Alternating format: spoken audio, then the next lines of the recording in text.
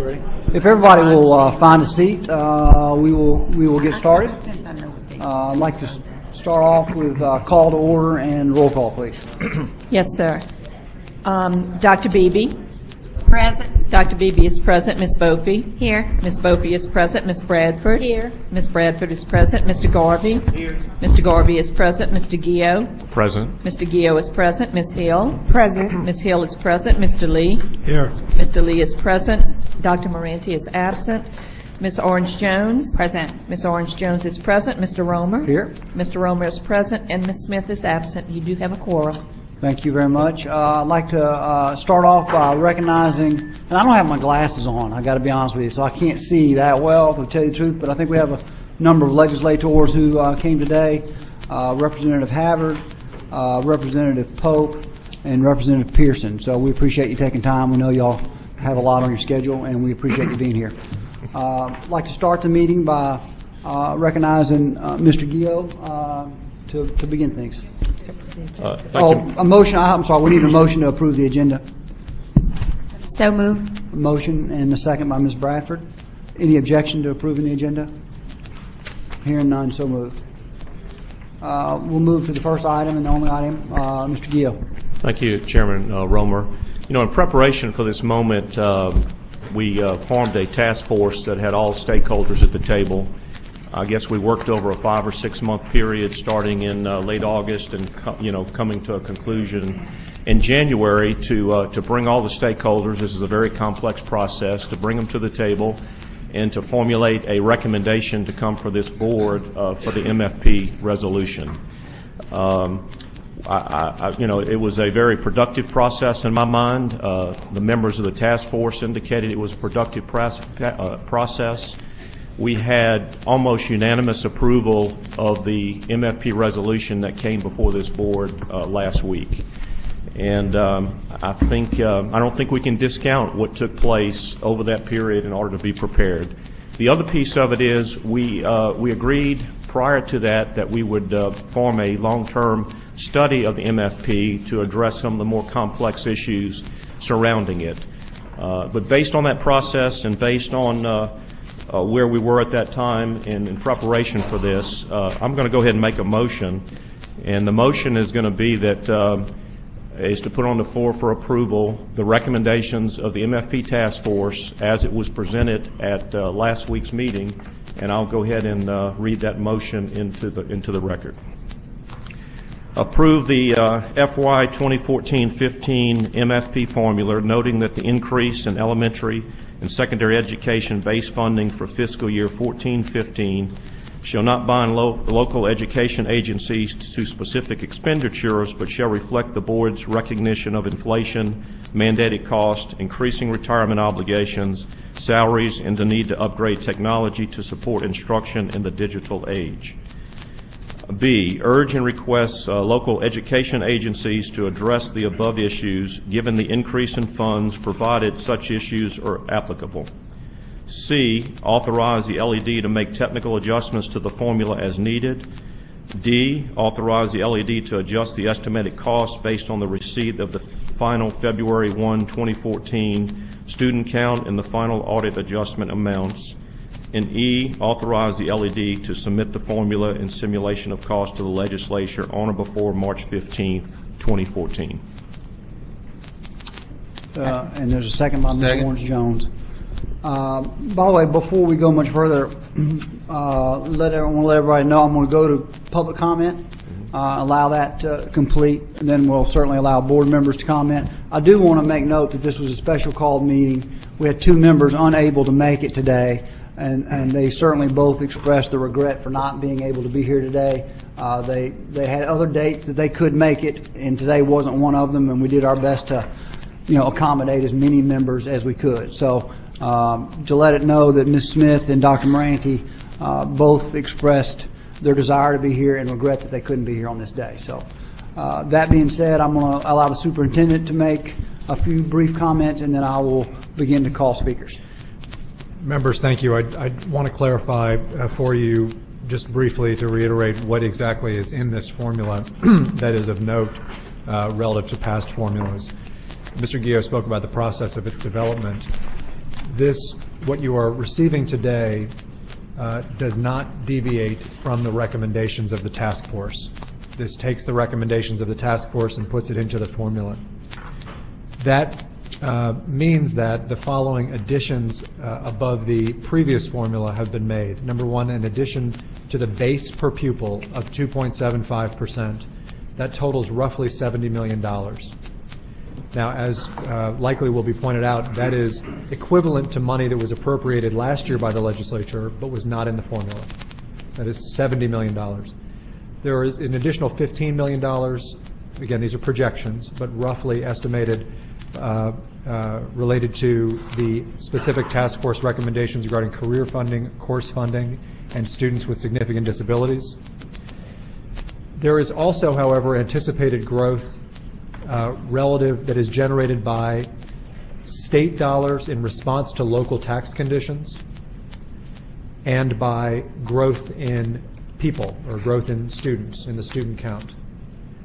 Both of those have yet to be reconciled. We don't know exactly what the projections will be or certainly what the numbers will be, but they will both be in the tens of millions of dollars. So you have an addition of $70 million that is not an overall addition to the state. It is just being brought from the general fund into the MFP. Two, you have an addition of $15 million, which is net new to the state. And then you have growth in response to local tax conditions and personnel growth, or excuse me, student growth, which are both in the tens of millions of dollars ultimately in terms of their impact, meaning that you have an overall growth in the MFP that is significantly in excess of $100 million. Finally, I would say that last week we brought this formula to you. This was the same formula that was brought to you last week. There was information received by superintendents and school boards at a late date related to retirement projections that had been made. We agreed to have further discussion and did have further discussion. It was a good and healthy discussion about the financial state of our state's education system. We are, as a result of those discussions, on our recommendation, bringing you the same formula and not recommending changes. Thank you, Mr. Chairman. Thank you, Superintendent. I will move to call speakers from the audience. I would ask that speakers try to maintain less than 2 minutes if possible. I've indicated to one group who is having one speaker basically on behalf of a number of speakers that I'll give them certainly more leeway. And we'll try to give everyone leeway, but if we could try to limit it in general to 2 minutes, that would be great. I would start with Representative Pearson.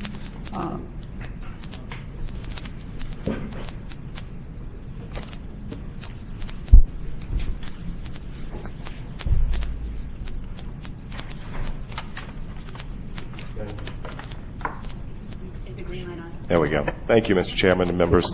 2 minutes is going to be pretty difficult here, but I'll do what I can. I mean, last year, certainly the legislature, I mean, it was very important for us to increase after numerous years of no growth in EMFP. I sit as a retirement chairman. Look, these costs are serious. We're trying to deal with the retirement system and to make sure that it is going to be there in the future. Otherwise, we're going to have additional problems. Last year in the legislature, I recognized, and I think many of us recognize the importance to at least allow for some growth in the MFP. That's why we did what we did and worked how we did. To seem to go back to the 2011 and add the 2.75% to me just seems a bit disingenuous, because I don't think that was what the legislature was actually doing. And I mean, I know myself working in the legislature, I'm going to try and, I really don't feel comfortable with what I've seen coming out of this. Also, I sit on PERSAC, which is, I've got to tell you, I'm probably going to have to make one of the most painful decisions in the next week, if not 2 weeks, because we've got to get to an accurate valuation and estimation of the expenses of the system. We may see retirement costs go up 4% or more. It's something that we've got to deal with, we've got to be realistic of, and we continuously are hitting our schools with that. It says in the Constitution, the state shall provide for the retirement of teachers. I'm assuming that that is done through the MFP, through the contribution. So each year, as we have not increased the MFP, I've actually gone back to my school system and said, no, it's actually a cut to you because the retirement contributions have increased. So even though we've maintained the same thing as last year, I've always looked at that as a cut. You know, I want to work with you, Superintendent White and all the others, but I just want you to know that we may see a very serious, and likely will see a very serious increase in the retirement costs coming this year. PERSAC will be meeting, and I just, again, as myself in the legislature, I'll work to see that we don't just look at a mere match of what we had years before, not to mention the funding of the special schools coming out of the local school districts, which we hadn't seen before. So I'll be glad to take any questions, but I mean, I'm just expressing my great concern. Thank you, Representative Pearson. I don't, Mr. Lee. Representative Pearson, you head up the retirement committee? Yes, sir. Because no one else will. We know retirement costs continue to go up, but 4% is going to be a big jump, and that's probably not going to be real popular. But I know for legislators it'll be easy to handle. We hope. Well, not based on the level funding from last year. The employee portion has not gone up in years. If you have to increase it, have you given any consideration as to whether it's going to all be put on the school boards or not? Generally, you know, certainly there are no bills to propose that. 8% is the employee contribution, which is very similar to how it is for state employees in many other cases. For new hires, we're addressing things, but there are issues within the Constitution, within contractual provisions and other issues that we may try and address, but it certainly will not be able to be done this year. Teachers have an accrual rate of 2.5%, which is similar to state employees. It is not your fault. It's not my fault. It's like the state has kicked the can down the road for 30, 40, 50 years. And this is a legislature, and since I've been there, we've just said we're not kicking it anymore. We have to stand up and deal with the reality that we have to get this system to the retirement system to a funded level. The 4% is there's a difference in valuations between PERSAC, the committee, the actuary, the legislative actuary, and the actuary for the teachers' retirement system. And you know, when we look at the numbers, it's painful, but it's something that in many cases, it's like my decision as a member of that committee, I think, is to adopt a valuation that is accurate and not a valuation that is convenient. But you know, it's somewhat a matter of opinion as to whether local school boards have the money for that or not, and whether it's a part of the MFP or not. Rather, the money is really there through the MFP. I would probably, based on all the court decisions and the lawsuits, I think I'd prefer to assume that it is there because of the way that the Constitution does explicitly state that the state shall be responsible for the retirement of teachers. So if we try and get out of that one, we may have some other issues that some have seen. Thank you. Thank you. If I may, just one question, Representative. Sure. Appreciate you being here. We had TRSL come and present to the task force. A great presentation. The superintendents recommended that they come, and it was very educational for me. What has changed in the couple of months since we had that presentation when I came away from it thinking the worst was over. There was actually some relief coming to the system. What has changed from then till now? I think potentially the worst, we hope, is at hand. I mean, look, anything could happen. A 2008, 2009 market issue could come up, God forbid. I hope to heck not, because you can't necessarily say that we're completely, at that point where we'll begin to see the contribution go down. We think that's possible. But there's a difference between the valuation of the way that, actuaries see things differently. The actuary for the Teachers Retirement Board looks at things. There's a concept called gain sharing, and I can pull you aside one day to discuss that. We believe one thing, for example, I can just throw out there.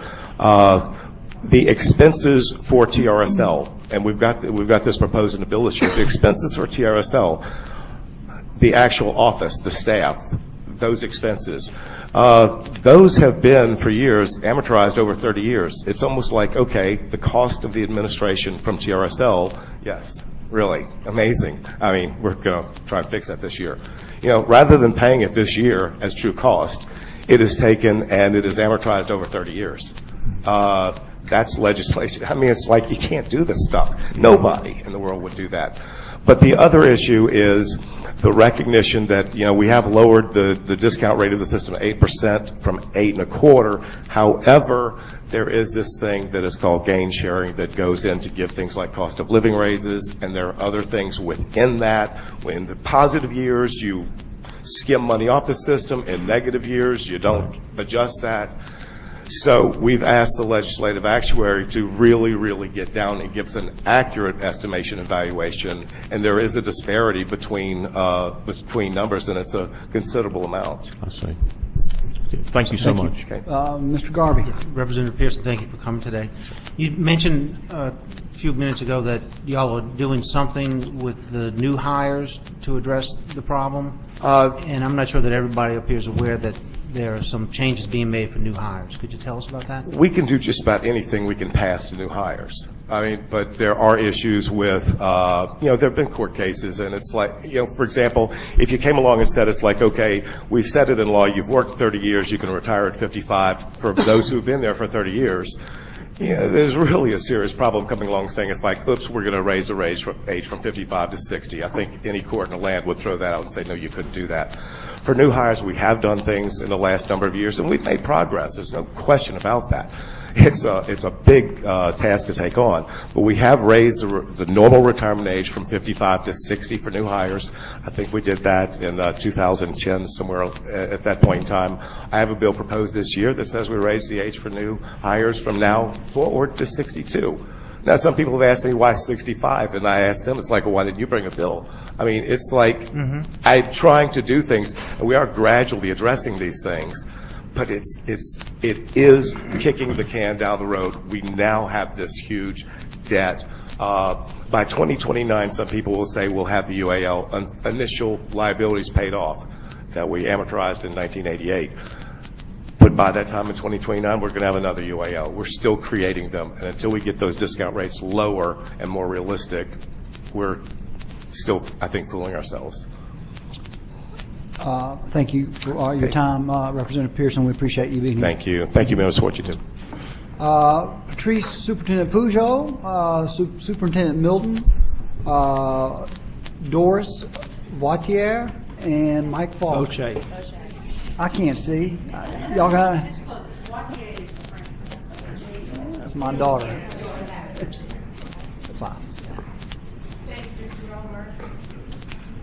Thank you, Mr. Romer, and appreciate the board listening to our concerns today. And we certainly appreciate the process that we've all been a part of, you know, with Mr. Guillot's leadership with the MFP Task Force and our capacity to be a part of that. There have been, though, some recent changes and some things that are in the formula that we have some concerns about, and I think we would be remiss if we did not talk about those. And so I'm going to ask Superintendent Falk to speak for all of us as he goes through the things that give us grave concern with where we are right now. Thank you.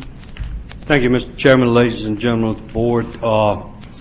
The members of our representatives of our association from the various regions of the state met, and we reviewed several key issues that came to light after we had met as a task force and everything.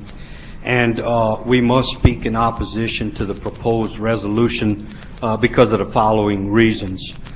The basic amount of money is the same in level 1, 2, and 3, with no true 2.75% increase over last year's allocation. Districts are facing financial challenges in the following areas. First of all, the employer's share for retirement is expected to potentially increase by 3%. And you heard today possibly 4%. For every percent, that's an increased cost to local districts of $35 million statewide. So 4% would be approximately $120 million. The implementation of new standards and assessments will increase costs to districts in the areas of professional development, the purchasing of resources, materials, curriculum supplies, and textbooks, and the upgrading of technology infrastructure, which to some districts will be a challenge. The second thing is the resolution includes new language which takes local per pupil funding out of MFP funds for state schools and Type 2 charter schools. Some of these monies are going out of the parish. Local voters approved tax issues to fund public schools for the public schools in their parish. By transferring these monies, you're going against the wishes of voters in these parishes. And then the final reason for our opposition is in level 4, the supplemental course allocation. We feel that technical changes need to be made to repeal the course choice program created by Act 2 of 2012. Mr. Chairman, ladies and gentlemen, on behalf of our association, I offer these reasons for us taking the posture that we've had to take today. Appreciate your comments, Superintendent. Ms. Hill. Yes, thank you for being here, Superintendent Falk. My question to you is, in the last board meeting, the purpose of us deferring the resolution was to get with the Superintendent Advisory Council and the School Board Association. Did that ever take place to come to a compromise? Did you guys meet with the department and I guess some of the members of the board to help come to a compromise? Because that was the purpose of us deferring in the last board meeting, to get with those two parties specifically. So my question to you, was there any contact or any dialogue? Yes, we met. Indeed, we met, and we just didn't come to any. We had great dialogue. We had a lot of discussion around all of the issues that we're talking about here. It's just at the end of the day, when we came out, we're just where we are. Mr. Lee. I did not, maybe I read it wrong, but I did not perceive that the superintendents had a problem with it last week. Correct. As it was presented. When I addressed the board last week, I stated that there were some concerns with some of the items in the resolution. We did not have a problem with the task force recommendations because we were involved in that process, as Mr. Guillot stated. But when I shared with the board, I shared there was concerns about the local monies coming out. And right before the meeting, we learned about the increase in the employer share, and that's why we were trying to get the 2.75% in there. And Mr. Lee, just to add to it, and I'm very thankful that Representative Pearson was here to give an explanation on what seems to be coming out of the PERSAC committee. And we requested as superintendent some information from the Legislative Fiscal Office. And as everyone around this table knows, back the last increase in the per pupil was in 2008-9 when it increased to $38.55. So we took and asked the Legislative Fiscal Office to look at what the increase in the employer contribution rate on the MFP meant to us since that last increase. So in those last 4 to 5 years, and with the projection for next year, without a penny extra in the per pupil since the year 2008-9, we have had an increased cumulative dollars for school systems throughout the state of $1.5 billion, not million, but billion. That is the cumulative effect of the increase in the employer rate that we paid for teachers and school employees' retirement. And in this estimate for next year, 2014-15, the rate that the office is using is 28%. And according to Representative Pearson, if PERSAC comes out with a 4% increase, they're assuming a 28% increase. 4% over last year's 27.2 would be over 31%. So on top of this $1.5 billion that we have paid over these last few years, then we're looking at another, for every percentage increase, about 30 to 35 million. So you do that and add it to it. So as we're looking at this with the real hard figures, and as he explained in terms of the gain sharing, in terms of the discount rate, and the different assumptions that the two separate actuaries have used, the UAL, as it's spread out over fewer people, is causing this thing to go up as well.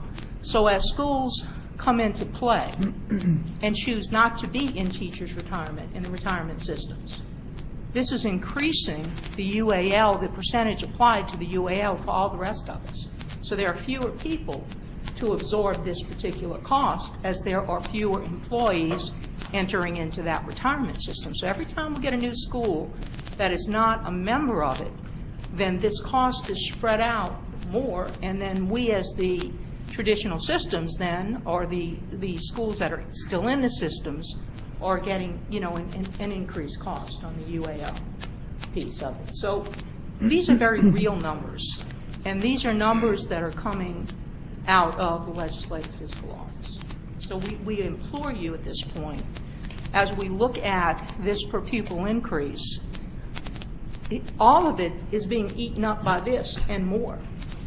And without it, over the past 5 years, we have absorbed all of this, which really resulted in a decrease to us in funding each and every year. Thank you.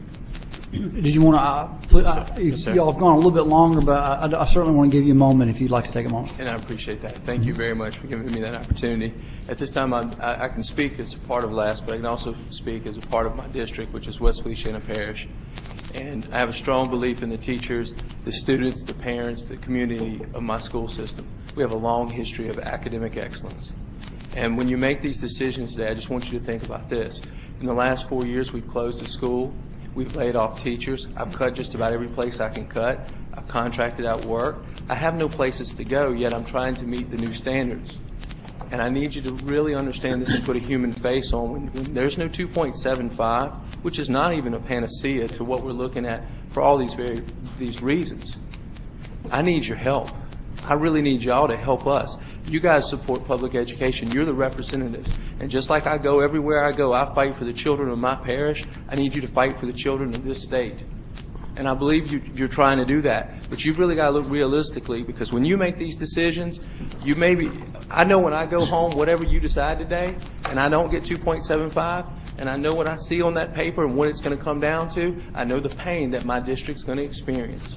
And I got to look people in the eye and make those decisions. And it's a different face when you got to look people face to face and make those decisions. I implore you to look at that. The 2.75 is desperately needed. We need your help. We're trying to meet these new standards. And we did meet the other day. But I have to tell you, that we can discuss this all day long, but I mean, if we don't get something to help us, how do we do these things? When you look at Park, you look at Common Core, we're working hard to do all of these things. And yet when we don't get funding for them, where are we to go? We want to meet these new standards for our kids. But guys, it takes resources. Y'all know that. I don't need to preach about it all day, and I know you give me just enough time, little time here, but I have to say this to you. I mean, we got it. We need some help, and I need you guys to stand up for us. And I'm glad the legislature's here today, because I need them to hear this, that if y'all can't come to our help, if you can't come help us, then I'm dependent upon them to do it for us. That's our only hope. Thank you. Thank you. I appreciate everyone's comments. Mr. Garvey. I have a question. I'm not sure who to direct it to, maybe Mr. Falk. We heard just a few minutes ago, Representative Pearson said that I thought he said he has a bill that he has introduced that would raise the retirement age on new teachers from 60 to 62 in an attempt to help y'all with this problem that y'all have of increasing costs. And I'm wondering if your association has endorsed that bill. We are meeting tomorrow with the regional chairs to evaluate all the legislation, but it's discussions that we've had around the state with regional legislators, and they realize it's an issue, and I know my legislator, Senator Bodie White, has asked us to partner with the School Boards Association and craft something that they can go with rather than them doing it, allow us to be a part of the solution to the problem because we're the ones that it's impacting.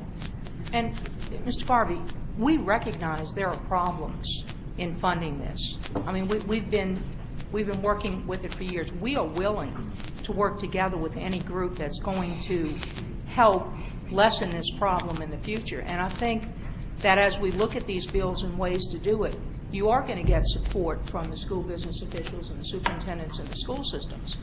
But that's going to be a long-term solution. This is a today. And while we work toward that long-term solution, we're drowning right now in the red ink.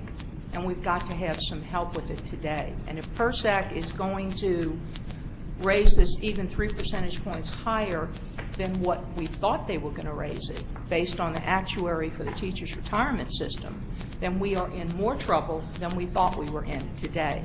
But yes, we're willing, as an association and a group, to work with the state, work with the retirement systems and the legislature to fix whatever problem we can fix. So are you expecting that y'all will endorse his bill?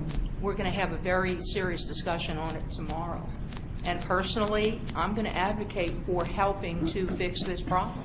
And I think this is all we can say at this point. I think all of us are on board with measures that will make the system stable. So you will be advocating to endorse his bill? I haven't read his bill in its entirety, but the concept of putting measures in that is going to make it more stable and still take care of the employees in our school systems, then I think that we can reach that particular balance, yes. Thank you. Members, I'm going to continue to recognize you. I will say this. This is the same MFP as we did here last week, and we have several other speakers.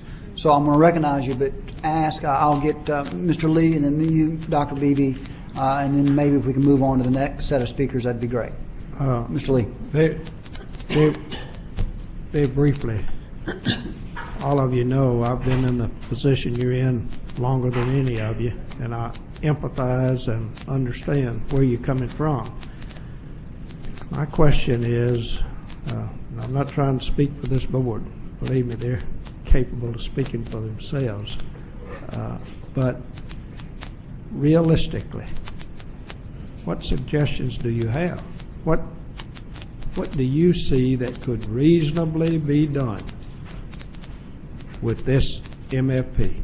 Because you know the legislature's position is going to be the state doesn't have any money. So where are we going to get money from? If what you're doing is asking for money, and I did not hear a clear recommendation as to what you are recommending, other than just saying we need help. Well, school systems have always needed help. But the question is, what's a reasonable answer for where we are today? Just off the cuff, Mr. Lee, number one, institute a 2.75 increase. Number two. Okay, that's going to cost the state money. I know how much it's going to cost, $70 million. Right. Number two, remove the additional provision in the resolution that transferred local per pupil funds to state schools and new legacy charters. That's a total of $53.5 million. Okay. The third thing is to do away with the level 4 funding and ask the legislature to provide supplemental funding as they did last year at the end of the session where they found some more money. How much is that? $14 million. Okay, so that's $137 million. No, sir, that's 53.5, that's 14, that's 67 million. Where and how do you see that money coming? You remove those things from the formula, and you don't have to put that amount of money in the formula. When you look at the simulations and the added new legacy charters, it's a total of $50 million, new additional monies. The 11-12 resolution did not include those charter schools. They were funded outside of the MFP. So that's what you're proposing, that they Well, be- that's, they be- you asked me where to find the money. I gave you some quick suggestions. Well, unless you eliminate the services, it hasn't saved any money. The state would still. We're going to eliminate them anyway. We're going to have to do something somewhere in districts across the state just to meet that. Mr. Superintendent Milton mentioned what he's already done, and other districts have done some of those same things. They've frozen teacher salary schedules. They've eliminated step increases. They've furloughed people. They're closing schools. You have Morehouse Parish that is looking at closing 2 or 3 schools. You have other smaller districts who are on the verge of financial bankruptcy, that if this comes through and they have to face these things, they're going to have even more difficult decisions. Decisions Mr. Milton has already gone through. Decisions that they're going to have to step up to the table and take those steps that are going to be hard, and as he said, you're going to have to look people in the face. I just didn't see your response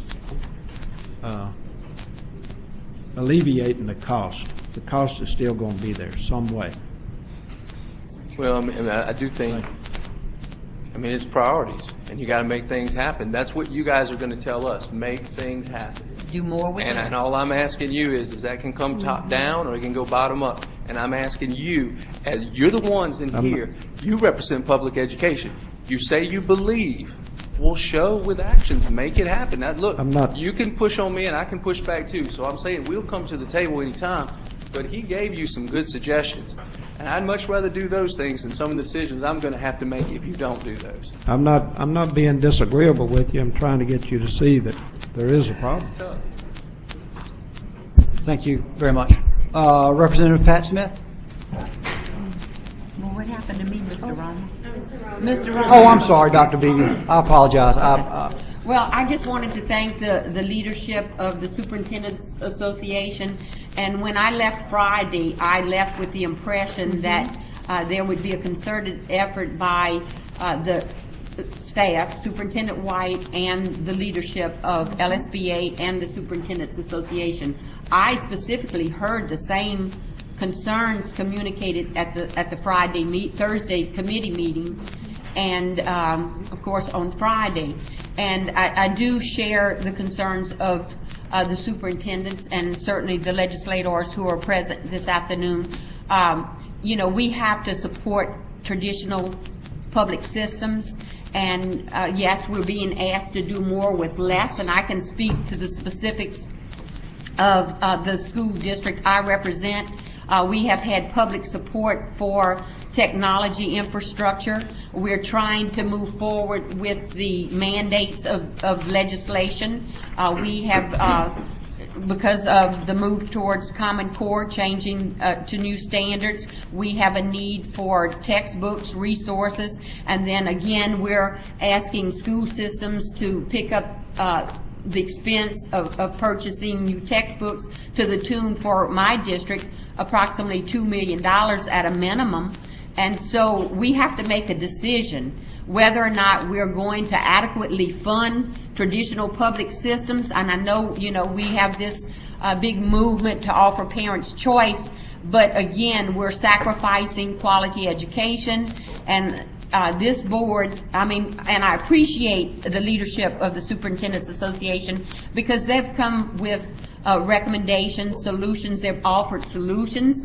Again, I thought the purpose of the delay for this item was to have a discussion where there would be some attempt to negotiate a solution, but obviously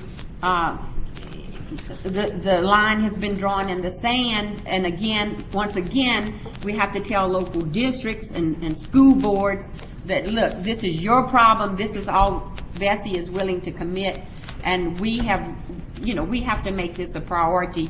I agree with the comments previously stated. Thank you, Dr. Beebe. Before you begin, Representative Smith, I'm going to let Scott Richard, Steve Monahan, and Danny Garrett know that y'all are next if you want to work your way forward. Representative Smith. Okay. There we go.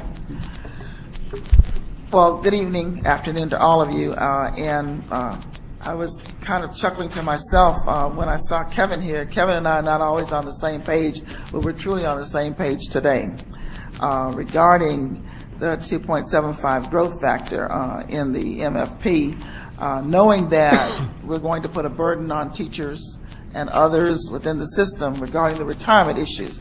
So I just want to let you know that I do support what he has told you, and I think that you will find that most legislators are going to be very much in opposition to not seeing a 2.5 growth in this MFP formula, along with the fact that I know I can ask a question and you don't have to answer it, but I really would like to know why you chose to take the language out that looks at future growth. Normally in the resolution that you give to us, it usually states that the 2.75 is also there for the future, but all that language is gone, totally gone out of the resolution in totality.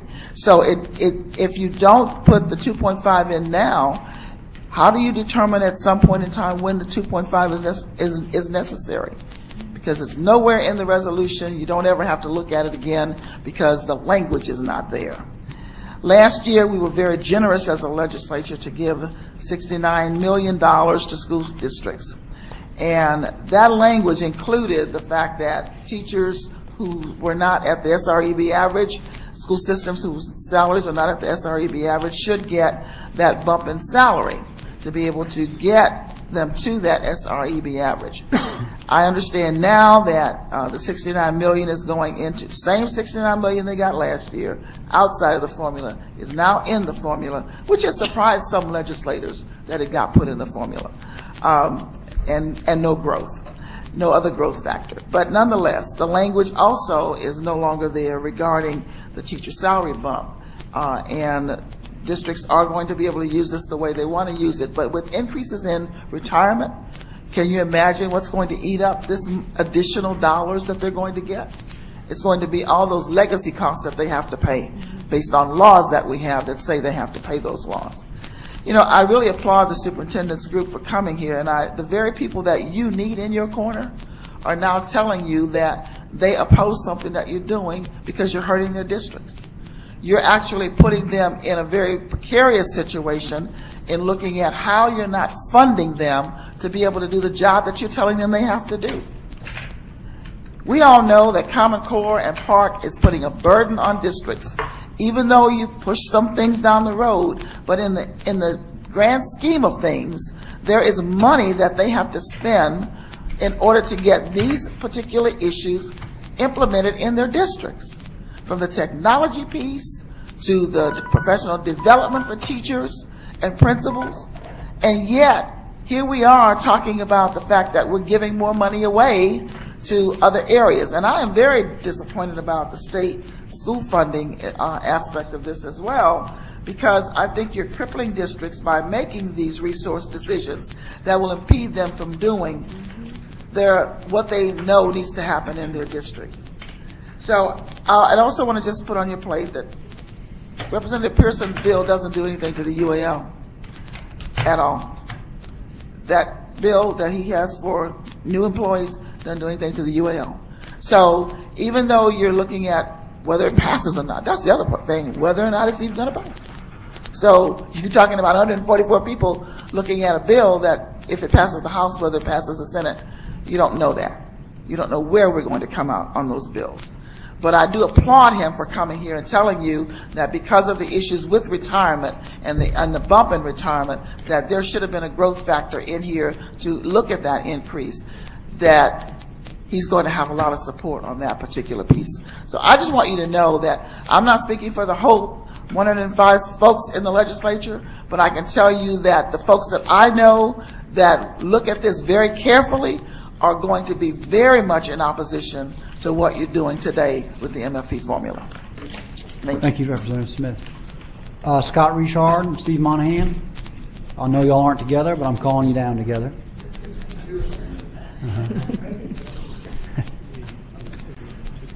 I mean, y'all represent different individual groups.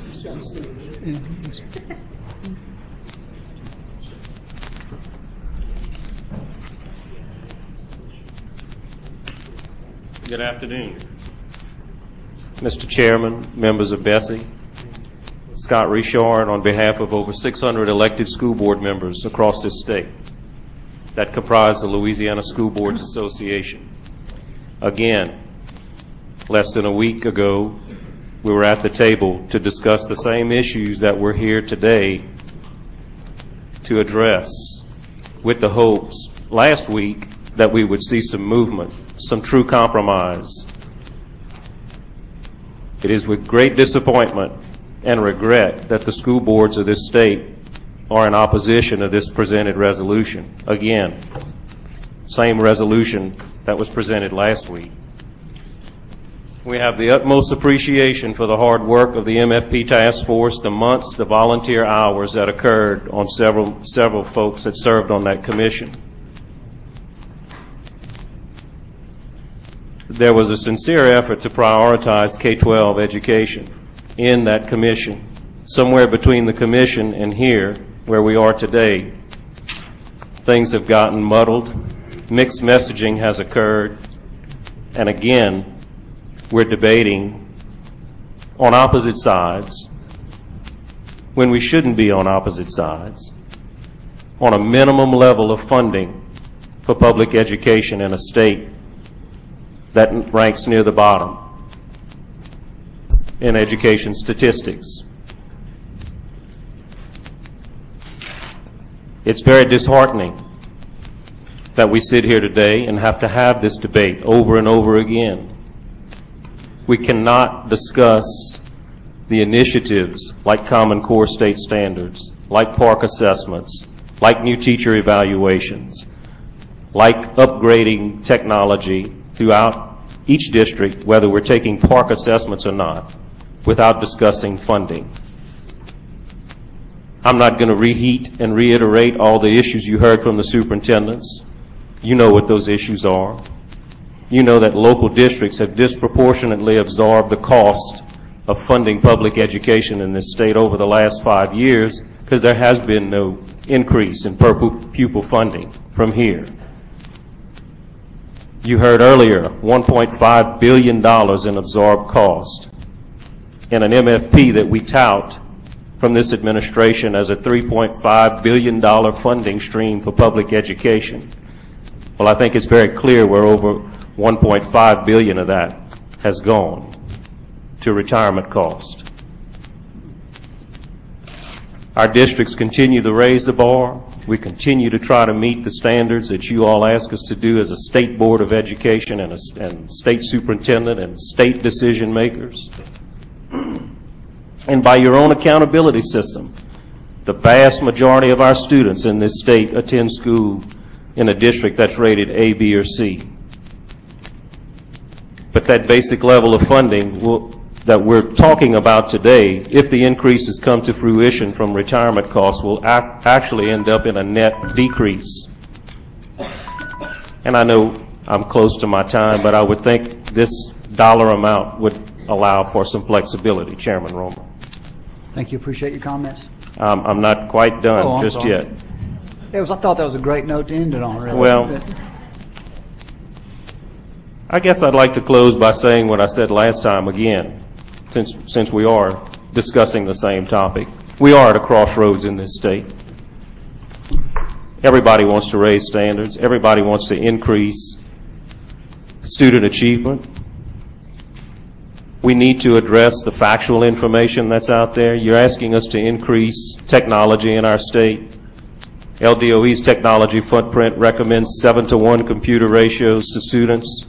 To do that, well, PARCC tells us 2-to-1 in a school with 3 or more testing grades, and 1-to-1 ratios with 6 or more testing grades. It's those factual issues that we continue to skirt and we continue to dance around and send mixed messages about that are real costs. The retirement costs are real costs. It's not fairy tale land here today. And to not address those issues is just less than honest and less than transparent. And again, we ask that you reconsider the issues on the table today and add more money to the state funding formula, the minimum level of funding.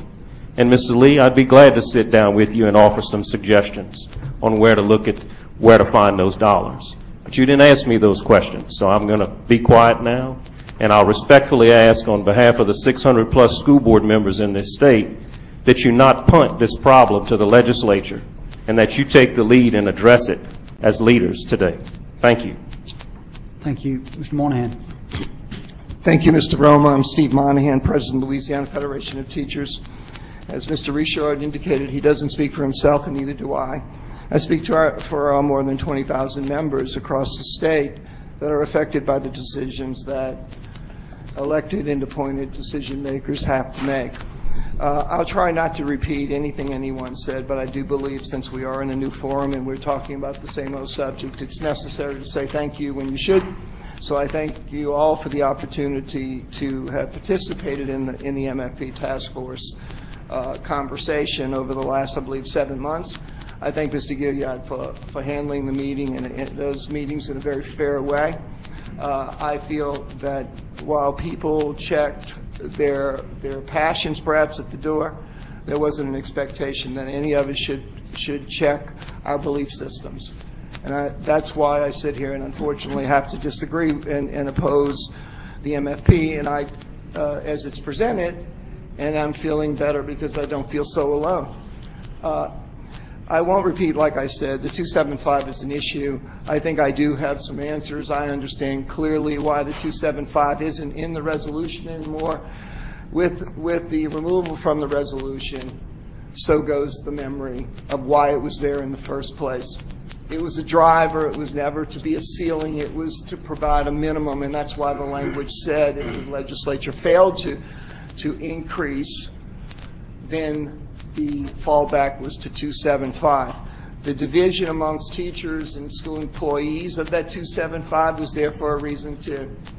I tried to get Governor Foster to come, but he wouldn't answer my calls because I'm sure he can explain. I'm just kidding, of course. I didn't try. But I'm sure he can explain much better than I why the 275 was placed in and where Louisiana was at the time when it wasn't there. So the 275 is an issue. The inclusion of course providers, we've made that point. I understand that that is a principal position, obviously, the administration holds, but I can make it perhaps, if I could, a little simpler. The MFP is increasing expansively in regard to what the monies are supposed to be spent on. So even when you speak of $100 million or whatever the growth money is based upon population, you're also taking those monies, whether it's the state schools or whether it's the course providers, and you're asking systems that are already stressed by the inadequacy of funds, over a number of years to do more with less. We're not saying that anymore, and that's pretty cool. I like that we're not using those words, but it's exactly what the philosophy is. And just 2 more points, and then I'm finished, Mr. Romer. I appreciate the time. The issue of the 50% pay raise, we are not in conflict with, actually, as it may seem, with administration or superintendents. We certainly understand the position they're in and having to run systems and with the money available and have to make very difficult choices. The issue is where the world really, and the rubber hits the ground, as they always say, is in the classroom. So while the happy faces are put on the great accomplishments of the state of Louisiana, there's not a lot of happiness in the classroom.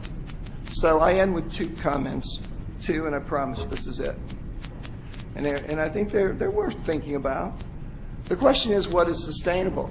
Whether or not we should raise retirement age to 62 or why not 83? I mean, why have retirement at all? That's a question for the future, I assume, because we are going to make a choice on what's sustainable as a society. Those things that we choose not to sustain are unsustainable. They're not values to a society anymore. So I'll never forget the choices that are being made. And my final is the historical perspective and a literary one. These discussions about generations that are blamed for kicking the can down the road, that's every generation has the opportunity to play that game. But you also have the obligation to take responsibility for the moment in which you live. For teachers in the classroom, it really turns for me, a scene from Oliver Twist.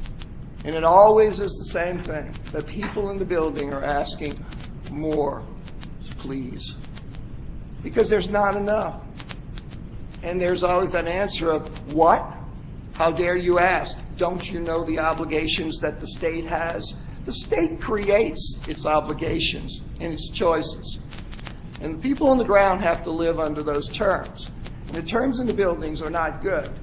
And that's the reality, and it affects children. So I don't want to be accused of thinking only of adults, because that's why the people are in the buildings in the first place. So the legislature, I don't know its will any more than you all do. But I'll tell you what, we don't know their will.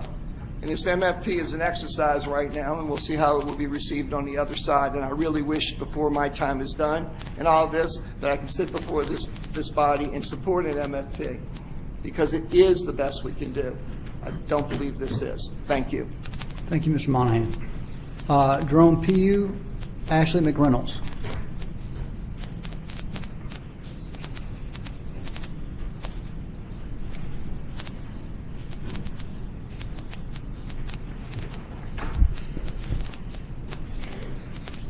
Good afternoon. Jerome Pugh, Vermilion Parish School Superintendent. I'm here today as the Superintendent of Vermilion Parish and oppose this resolution. And I want to bring a stance of one district that has really taken a stance and done what y'all asked us to do. Every time y'all have asked us to do something, we have achieved it. Raised the rigor, increased the standards. We have modified our staff and reduced because of the reduction in MFP dollars, or without the increase. To give you kind of a point, over the past 5 years, our retirement costs has increased $5.6 million. From what I hear today, there's a potential of another $2 million. And I'm not one to beat around the bush. The implementation of new standards that they talk about, well, let's talk about it. The Common Core state standards. These standards, which in the Easter waiver last year, stated that the state would provide a curriculum. They did not. What in turn they did was turn it over to teachers. And amazingly now, they're now going to provide again. But we have to absorb and pay for the cost of the curriculum. We have to provide the professional development unless we do the teacher leaders.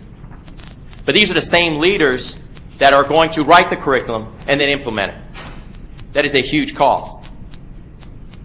Technology. Our board has invested $4 million this year. We're increasing the bandwidth, which is at 10 megabytes. We increase, it's at 100 megabytes right now.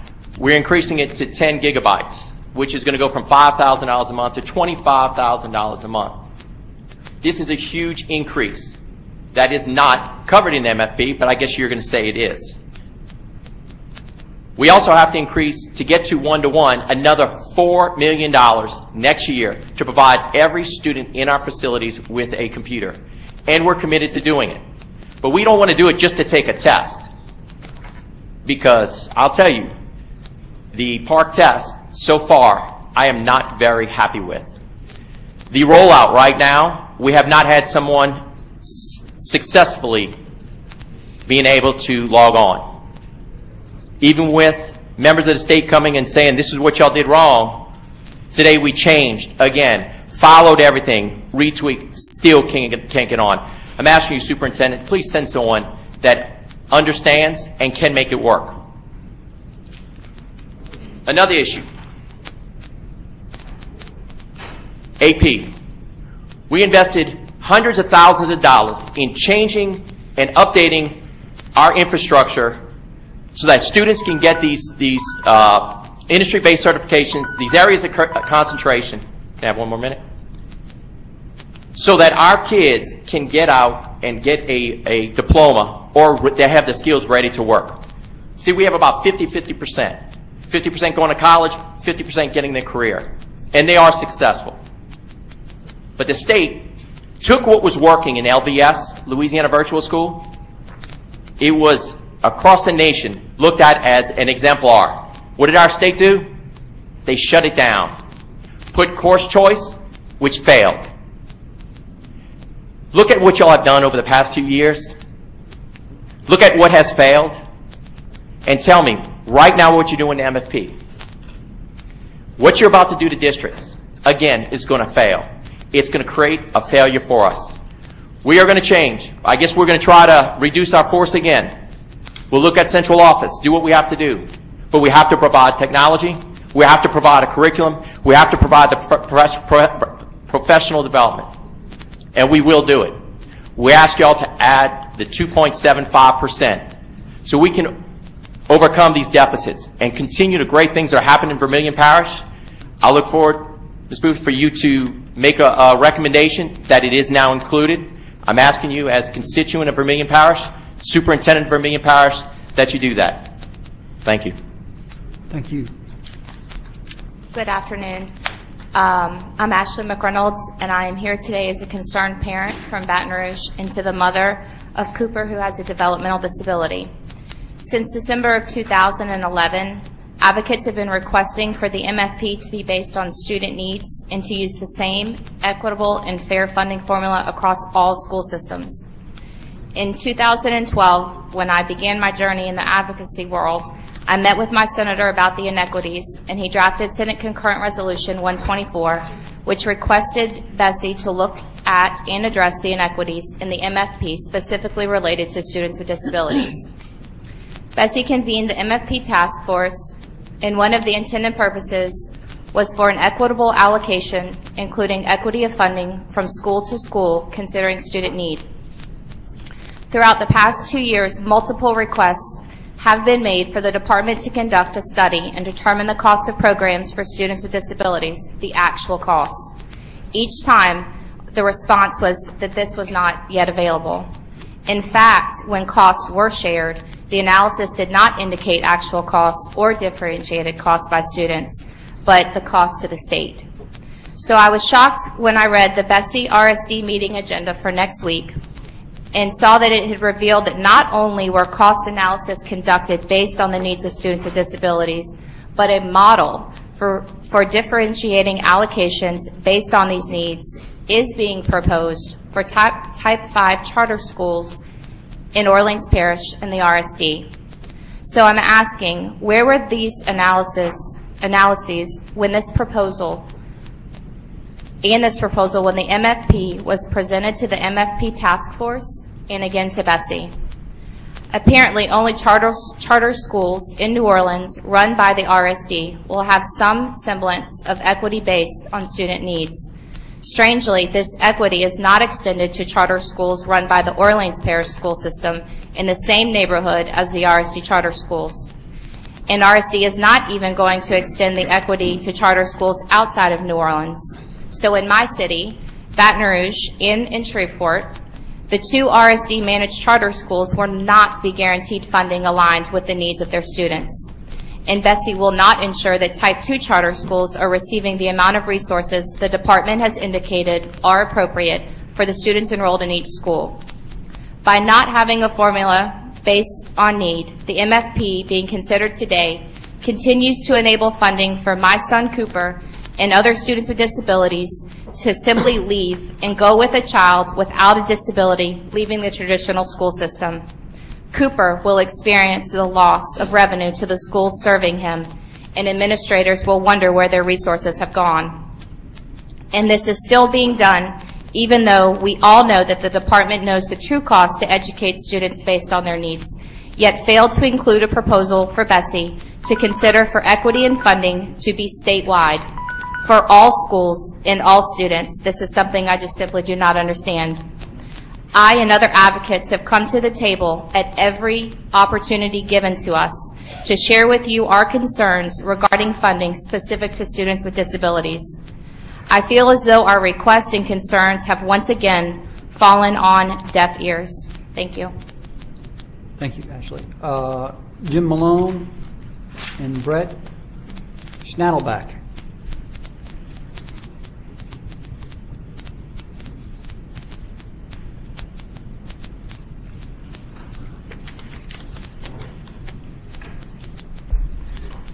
Good afternoon. Jim Malone, Chief Financial Officer, St. Charles Parish School Board. And I had the pleasure of serving on the MFP task force, and I think did an excellent job at working with it. And at the time, I did support the MFP formula as the task force presented. But there's two things that have come up since the time that we met that kind of changed my opinion. The first thing was from the formula that was in place, the constitutionally approved formula, there were items that have been added to this formula that you're adopting that were not discussed at the MFP task force. The state schools was not in the formula at the time. Was not last year was not in the formula. That was never brought up to the MFP task force for discussion. So that's that's been added to the MFP formula, and we didn't get a chance to look at that. The second thing, and this has nothing to do with the task force or BESE, but it's what in reference to Representative Pearson's comments. I attended the PERSAC meeting last week and testified at that hearing, and it's a tremendous concern because at the time the task force was meeting, we had no idea. We had received a preliminary report from Teachers Retirement as to what our rates were going to be. Since that time, it looks like there's going to be a significant change that will cost districts in the neighborhood of $83 million above the increase that we were expecting from Teachers Retirement. You've heard from the representatives. They've been here basically saying they need to constitutionally pay that retirement. They're in a court case right now. They're here asking for you to put the money in so they can do their constitutional job of funding the retirement system. It's very unusual for the legislators to be here asking you to put more money in. They did it last year. Outside of the formula, the legislators on their own put the 2.75% growth. So, again, that's why I did oppose the MFP as presented, and do ask that you increase and put the additional 2.75 to help out with that retirement cost. Thank you. Thank you. Thank you, President Romer. BESE Board, for allowing me to talk to you all today. I'm Brett Schneidelbach, Chief Financial Officer for the Tangipahoa Parish School Board, and just really want to provide some information. Back in 2008-2009, the last time the 2.75% growth money was included in MFP, our employer's portion of the retirement cost was just under $12 million. That came out to about $639 per student. In the current year, 13-14, and we're not even talking about the increase that Senator Pearson was talking about, but in the current school year, we're going to spend $21 million for the same employer's retirement costs. That comes out to $1,083 per student. That's an increase of $444 per student with no increase in MFP over the same 5-year period. And we're talking about retirement costs. We really hadn't even addressed health care costs. We are a member of the Office of Group Benefits. Over the same 5-year period, our health care costs have gone up $109 per student. That's a $553 per student for just these two items. And y'all putting in this MFP at only $106. That means we're still $447 less than we had when we were in 2008-2009. That's $444 of spending power we have to provide education to the students in our district. Now, we have 19,000 students. That comes out to $8.7 million of less spending money that we have to manage and develop in our budgets. So when y'all go ahead and develop the MFP, please consider that with the MFP y'all proposing today, you're giving us less spending power than we had in 2008-2009. Thank you. Appreciate the testimony. Thank you for being here. Members, that concludes the public comment. We do have a motion on the floor and a second. I would like to ask the maker of the motion to consider adding something to his motion. I would like to ask the maker of the motion to consider adding the language that states the BESE Board would support additional funding being placed within the MFP this year if the legislature identifies that money, provided the state maintains accountability and high standards. I'll accept that amendment to the motion. I think someone has to second them. Second. Mr. Chair, am I in order to make a substitute motion? You may. Well, I'd like to offer a substitute motion that we add the 2.75% increase to the MFP resolution, and that we adhere to the recommendations offered by the Superintendent's Association as they communicated the solutions to the concerns noted today. There's a substitute motion. Is there a second? I'll second. And there's a second. And I'd like a roll call, please. Is there any discussion on the substitute? I'd like some clarification.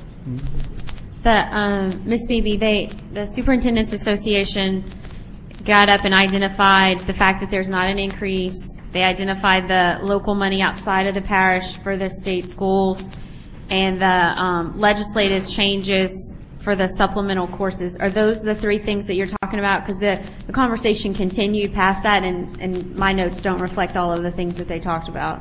Well, those were the major concerns noted, and we're like, as one gentleman pointed out, he was a member of the task force, and he indicated that there was no discussion of the funding for the state schools, as I understood it. So they're saying that there was a deviation from the actual the recommendations offered by the MFP task force. And I think that's the state schools issue, but I'm trying to get clarity there. Okay. Yes. So the thing I would say about that is I hear what the superintendents are saying about these local funds, but at the same time, these are students from these districts. And so I think there's this philosophical basis of, does the taxpayer support systems, or do taxpayers support the children? And so you have children with identified needs that they're saying that they resist the locals paying for those identified needs. So these are children who come to our special schools, or children who go to, I believe NOCA might be another one. And so I just think that it's important to clarify that I really struggle with that issue, that we wouldn't expect our local taxpayers to support our children with special needs who are electing to go out of the local district. Well, then I would need clarification, Ms. Bofi, because I think in the past it hasn't been a part of the MFP, that it was through the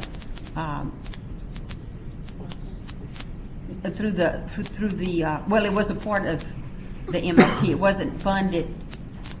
I'm sorry, I'm getting it confused, but it was funded, but not through taking it away from the districts. I'm happy to provide clarity on all of this. Let's just take it back, because we now have three things in motion. You have the formula you have in front of you. You have Mr. Romer's amendment to the motion, and you have Dr. Beebe's substitute motion. Okay? So let's just talk money. Based on the resolution in front of you, our projections show upward of $125 million additional in the MFP for next year based on this formula. Now, it was stated by some that $70 million of that is just a movement of money from the budget into the formula. Fine. But there's a $125 million at least increase. I would imagine it will be higher than that once all the numbers settle out. So let's just call it 125.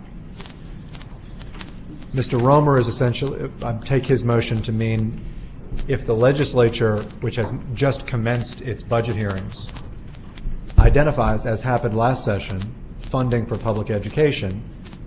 Remember, last year was not included in the formula. I take Mr. Romer's motion to say that that the board would be open to including in the formula, provided the maintaining of high standards and accountability. So that is 125 plus, if the legislature deems it appropriate, the board works with them to include it in the formula. Dr. Beebe's motion adds outright what I take to be $140 million for a total of $265 million at least. $265 million at least. We send that to the legislature, then the legislature has to decide whether or not they can handle it, because in the budget right now, it only says $110 million. So the House Appropriations Committee is currently considering House Bill 1, which includes an increase of $110 million. You would be sending a request for $265 million under Dr. Beebe's. Now, to get into the details of Dr. Beebe's motion per the line of discussion here, the testimony that you heard was somewhat right. New Type 2 charter schools were included in the 11 and 12 formula. The state did discount locals when those schools were there. There just weren't as many of them. There are more than there were then. So the funding is the same, the formula is the same as it was then, it's just that there are more such schools as there were before. But again, from a money perspective, you've got one that's at 125, one that's at 125 plus if the legislature finds more and then maintain high standards and accountability, and one that is at 265, knowing that the legislature currently, what they've seen from us, says 110. I have a question. Yeah, several times, Superintendent, you said that if the legislature finds more money, and I would like to say, I don't know if it's your opinion, but a better description might be if BESE members working with the legislature find more money, because I know I will be going to the legislature trying to help them identify more money. I'm not just going to be sitting here without giving them any input. And I would assume that several other BESE members will be doing the same thing. I have a question for Superintendent White. Yes, Ms. Hill.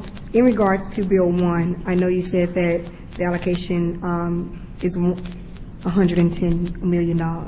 So even if we submit Dr. Beebe's motion and it's more than what they expect in House Bill 1, we're still going to be allocated to what they're able to give us, correct? No, the legislature has a thumbs up, thumbs down vote. Remember, the budget goes to the legislature in January. So the House Appropriations Committee translates that into a piece of legislation. They are currently considering that piece of legislation. They have been, the figures they have currently is it is 110 million, is what they are expecting. Now, they are currently, I saw a couple of days ago, they had hearings with my colleagues, the other cabinet members, and their agencies. All of those agencies are making requests. What has currently been put in front of them is an estimation of 110 million. All I'm suggesting to you is that you have basically proposed three different ways, or you are considering three different ways of approaching this issue. One says a formula that is relatively close to that 110 million figure. One says a formula that's relatively close, and we will, for Mr. Garvey as a board, work with the legislature as to whether or not there is more funding. And one says make a request that is 2.5 times as large as what the legislature currently has in front of it. Okay. And then they have a decision as to whether or not at that point to accept or reject that request. And I guess my next question would be in regards to the different levels. So in level 1, we are asking, well, in the MFP formula is that type 2, that we include the cost of new type 2 charter schools. And then in level 4, bullet number 2, with the additional funding, we're asking for allocation for the legacy type 2 charters as well. No. It says allocation to the state-approved public school systems or schools include legacy type 2 charter schools. Yes. Legacy type 2 charter schools are funded differently from new type charter schools, new type 2 charter schools. The schools that were authorized previously called legacy type 2 charter schools, those schools are entirely funded by the state. The state simply picks up the tab. There is no discounting of the local dollar or of state dollars going to locals. For newer type 2 charter schools, there is a discounting of the local. The state sends less of a contribution from its bank account to the local when it funds the children of those type 2 charter schools. Mr. Chairman. Yes, Ms. Orange-Jones. A question for the superintendent. So this might take us on a slightly different track, but I just want to make sure I can follow up on some of the public comment, particularly the 2.75 in subsequent years that's been removed from the actual regulation. Can you just, I know we spoke about this a little bit last week, can you speak to that again? The 2.75 And I do want to correct a couple of things were said here. First Yeah. of all, that has never been invoked, to be fair. That is not an automatic increase every year. That language that used to be there is essentially says to the legislature that the legislature must, if the legislature rejects it, then this board brings back a recommendation to the Joint Legislative Committee on Budget, and if the Joint Legislative Committee on Budget rejects that recommendation, then there is to automatically be a 2.75. That piece of language, as you can just hear the way that I described it, does not sound like a formula. It sounds like a policy, and has been called out by the Supreme Court as such. It has been singled out by the Supreme Court as policy. So that language is not in the formula. We have a substitute motion. But I want to be very clear, because, may I Yes. say one thing? That does not remotely take away your authority under the Constitution to say to the legislature, we are requesting a 2.75% increase. No one's ability to increase it has changed. What is not in the formula is language prescribing a political process for how a raise may come about in the event that the legislature and BESE disagree. Okay, well, I need clarification. I know you've done your best, Superintendent White, but so I can understand the 2.75% increase. I think the issue is that we want it in, we would like to see it included in the resolution. That is the substance of your substitute motion. That's correct. Understood. Okay. But you mentioned, we speak to the 2.75% gift offered by the legislature last session. That was not included in the MFP. In essence, You mean last year's, you're talking about last year's allocation? Last year's allocation was outside the MFP. okay. If that's your, So again, I'm trying to understand your recommendation, Mr. Romer. So you're saying that you are willing to include the 2.75% increase as long as we tie it to accountability and No, standards? I didn't actually state a 2.75% increase.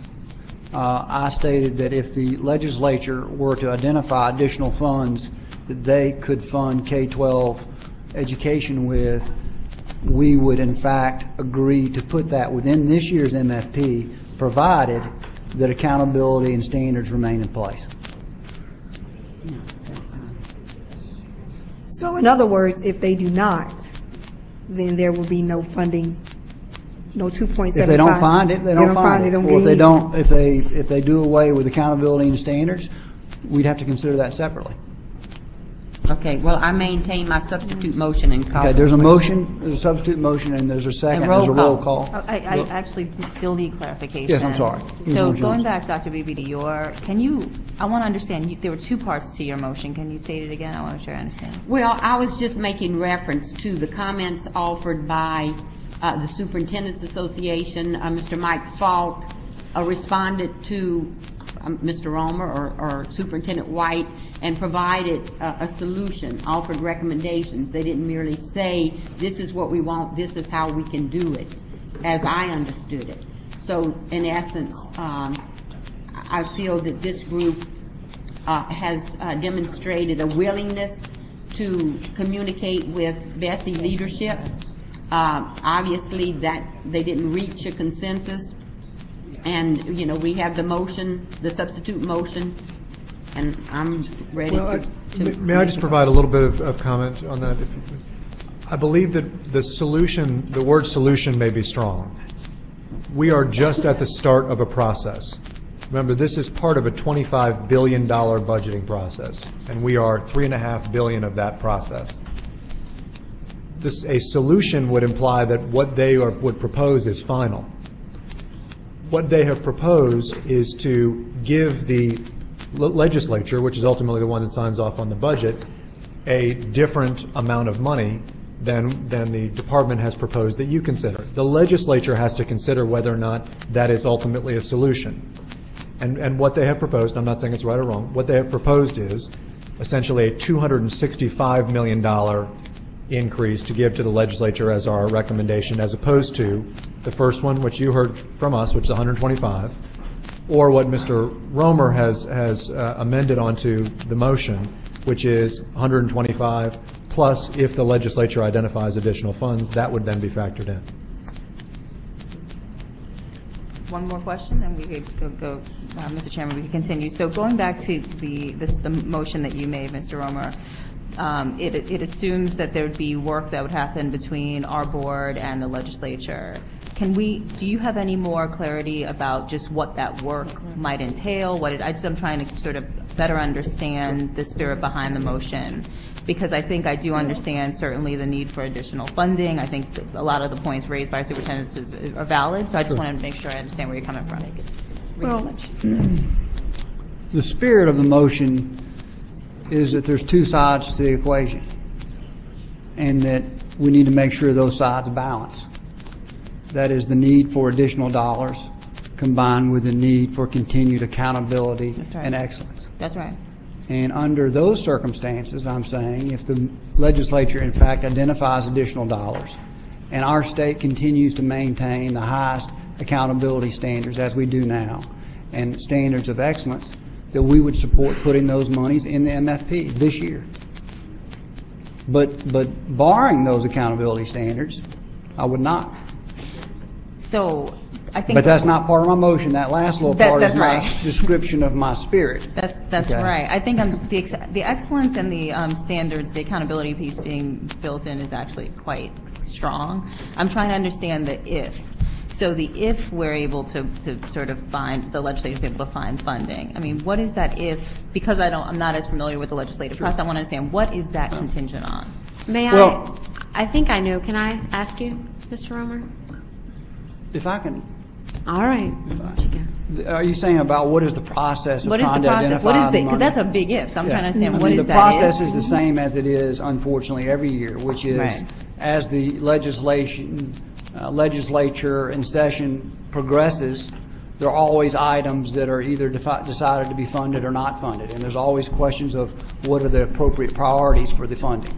And we would argue that our appropriate priority is K-12 education. Mm-hmm. But I also would argue that that is appropriate only within the boundaries of high accountability and high standards.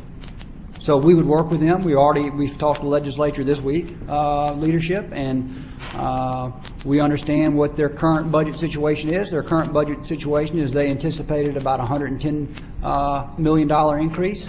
We already believe it's going to be higher than that, even if we just approve the MFP that's in front of you. And I'm suggesting that if we can identify additional dollars and maintain standards and accountability, that we would place that, unlike last year. Last year they appropriated additional dollars and it was maintained outside of the MFP. I'm saying we would come back here and put it within this year's MFP. Thank you for clarifying. Mr. Romer, maybe. Mr. Romer, I'm going to go Ms. Bophy, then you, Dr. Beebe. And then I have a question. Sure, and then you, Ms. Hill. So, Mr. Romer, I understand your amendment to be an invitation for the legislature to send our MFP resolution back to us. Is that clear? Is that what your intention is? If they find additional dollars? My intention is to work with them to simultaneously look at funding while we also look at accountability standards. Okay.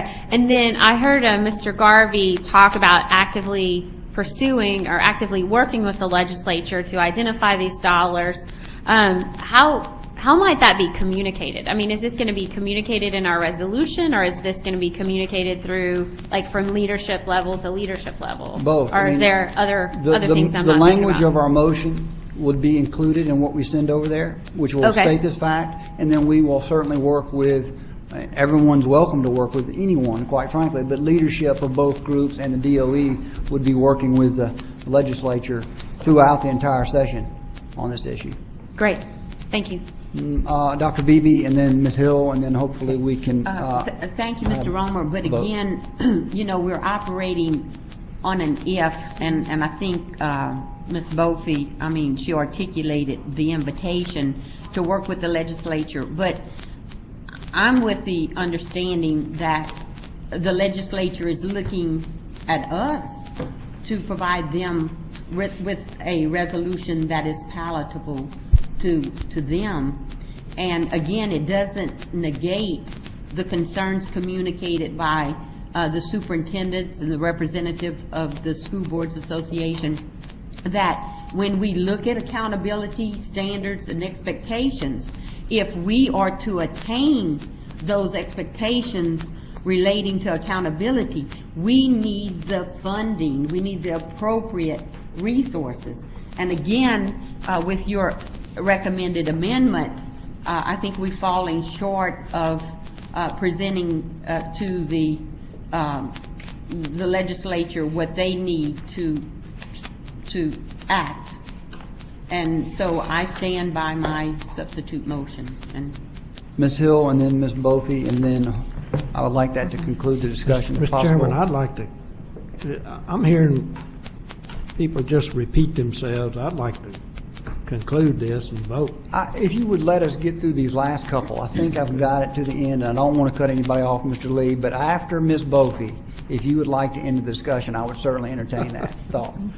Ms. Hill. I guess for me, Mr. Romer, is my concern about the if, because we have had the legislators come and speak in regards to the funding, and I know you said that where they were, you will work diligently with those leaders to identify the funding, but when you look at the funding, they stated, we already, as a state, where they're going to get the funding from. So my concern with this is that I don't think they're going to have the money to actually say, hey, here go additional funding. We're coming to you as a board. You give us the resolution to help us to identify how to allocate these fundings. And if we put that in the language and we say, well, hey, let's see what additional funding you can find, then these school districts, they're still going to be at a loss because they still have to implement Common Core and some of these other rigorous standards that we have mandated them to do on less money. And so that is my major concern,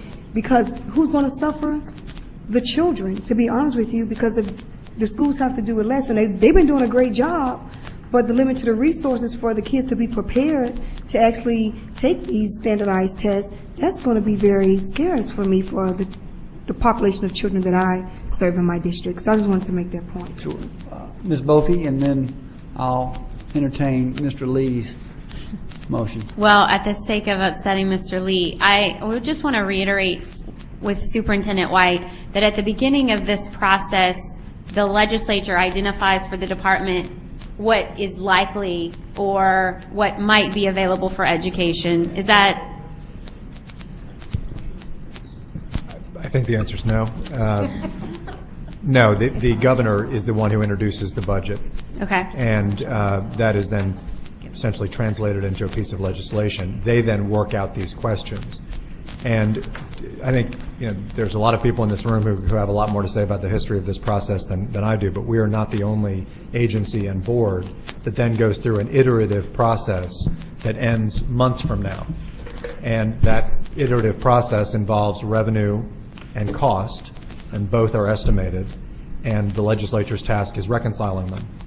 And you then annually, as we've done for the last several years, are tasked with a piece of a formula that has to be responsive to both.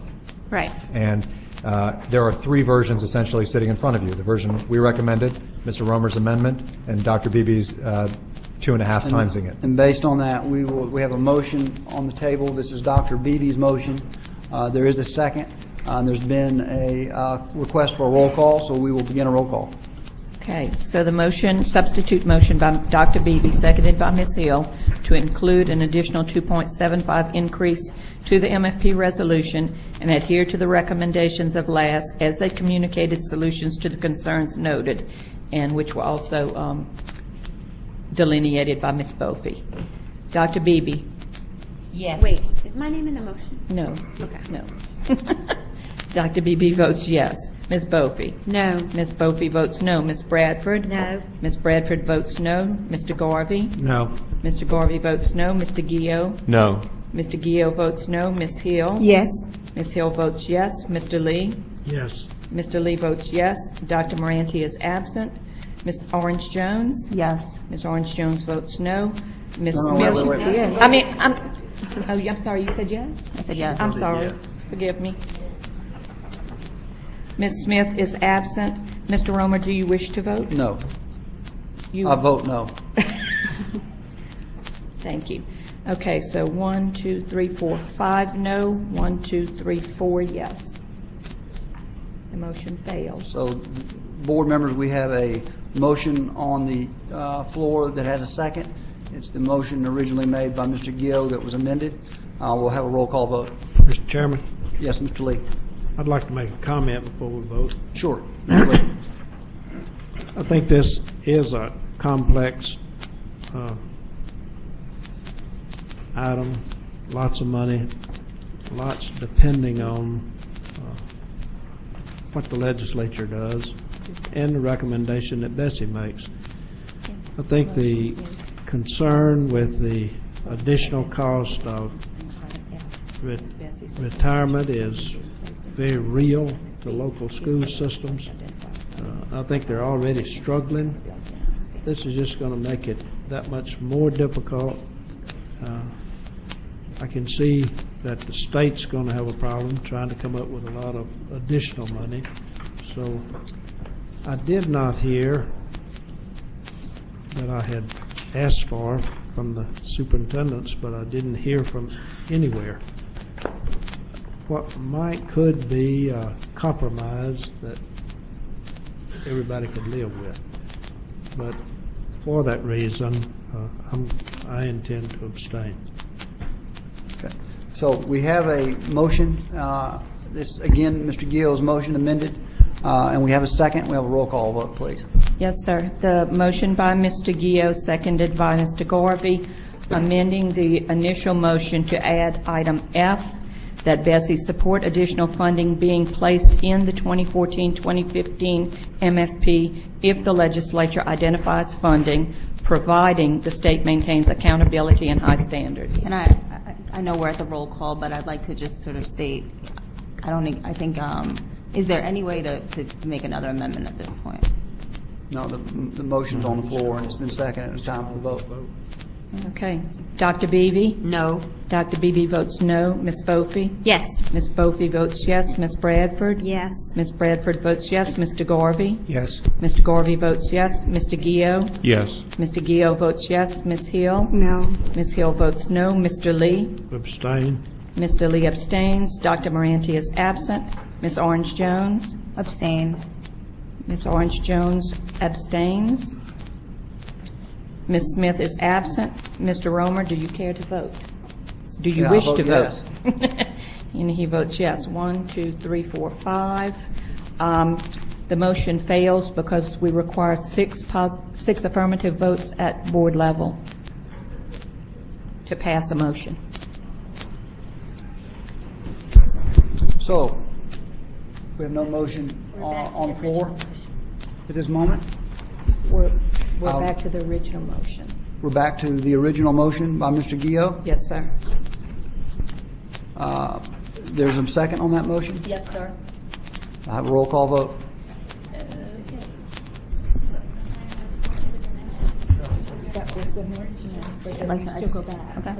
I'd like to make an amendment.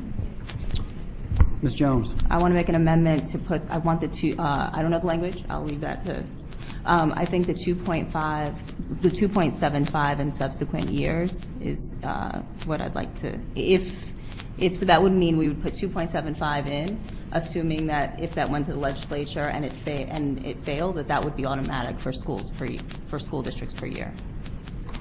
Does that language I know the language is not perfect, but does the spirit of it make sense? She said in subsequent years, including this year and subsequent years, or just this year? It's just subsequent. I think she's suggesting going back to the language that if the MFP is not passed by the legislature, that a 2.75% increase would be automatic. Okay. Exactly. Basically.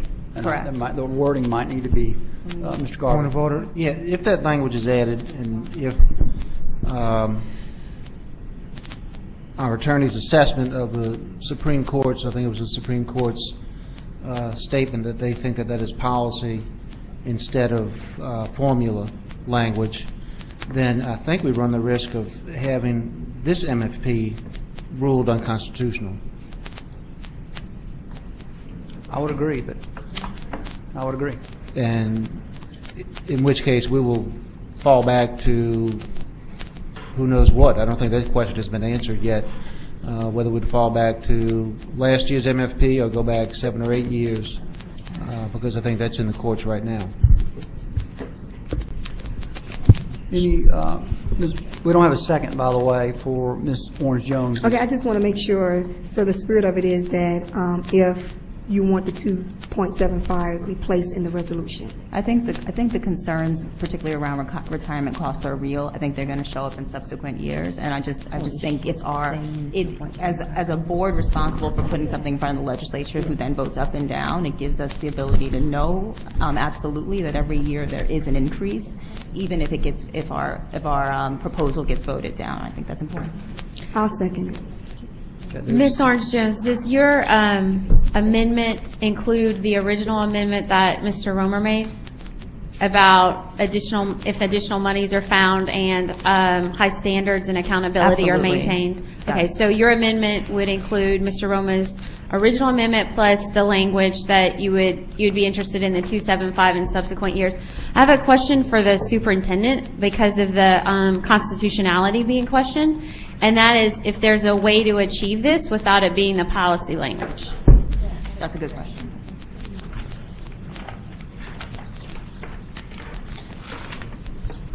I believe there is.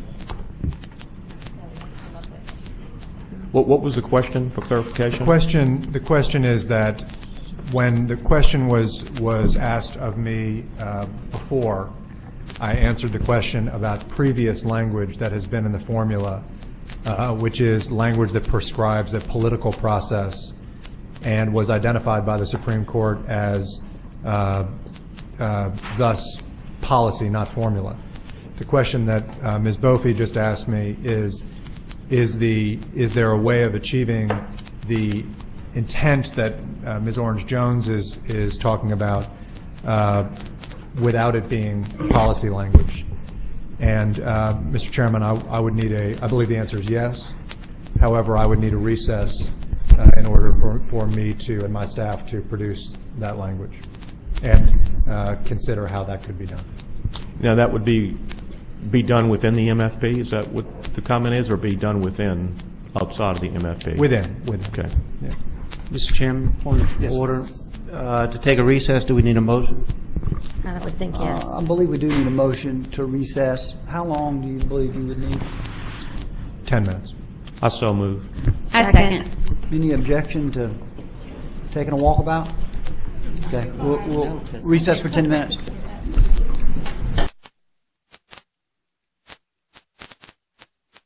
All right, let's. Yeah, make a motion that we reconvene. Second. Again, thank you for the patience from members and the audience. Members, if it's unless someone objects, I would like to start with allowing Mr. Gio, who made the original motion, to begin our business again. Do we need to withdraw? So we need to remove everything from consideration, is that correct? So we need a motion to withdraw? Or motion to table? Motion to table would work. Is there a second to table? That was Ms. Orange-Jones's motion. I second. That we're tabling. If there's a motion, any second to tabling, any objection to tabling that motion? Hearing none, I'd like to recognize Mr. Gio on this item. Okay, I'm going to make a motion that combines several of the items we've discussed right before recess. I move that the board approve the FY 2014-15 minimum foundation formula as proposed by the LDE, amending the language to include the following. The state and local base per pupil shall equal $3,855 plus 2.75% times 3855 times the whole number of school years since 2013-14 or the most recent year in which a formula was passed by the legislature, whichever is most recent. Noting that the increase in elementary and secondary education base funding for fiscal year 14-15 shall not bind local education agencies to specific expenditures, but shall reflect the board's recognition of inflation, mandated cost, increasing retirement obligations, salaries, and the need to upgrade technology to support instruction in the digital age. B, urge and request local education agencies to address the above issues given the increase in funds provided such issues are applicable. C, authorize the LDE to make technical edits and adjustments to the formula as needed. D, authorize LDE to adjust the estimated cost based on the receipt of the February 1st, 2014 student count and the final audit adjustment amounts. And E, authorize the LDE to submit the formula and simulation of cost to the legislature on or before March 15th, 2014. We're going to add F, support additional funding being placed in the 2014-15 MFP if the legislature identifies funding and provided the state maintains accountability and high standards. So we have a motion. Do we have a second? Second. We have a motion and a second.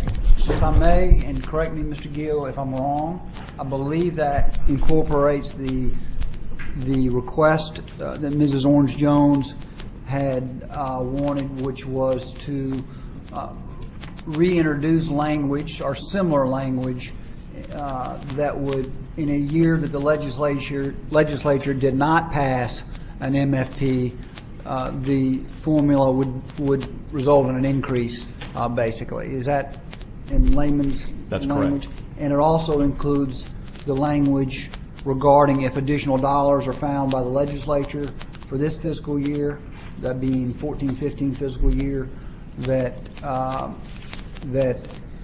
we would support those monies being placed within the MFP, provided that the accountability and high standards remain in place. Am I saying that correctly? Yes, you are. Okay. There's a motion and there's a second. Is there any discussion? Ms. Hill. In regards to the motion that Mr. Gill just presented, I think it was section F. Okay, I don't have it. I don't have a copy.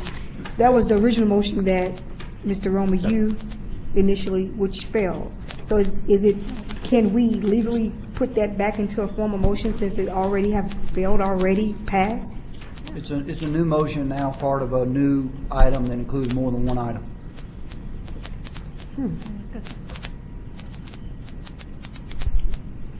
Any other discussion? Yes, sir. Mr. Lee. Mr. Lee, do you have a question? The motion does include putting the 2.75 back in the formula the way it previously was. Yes, although I believe the language is slightly different because of the question we had regarding the constitutionality of the old language, but the effect is the same.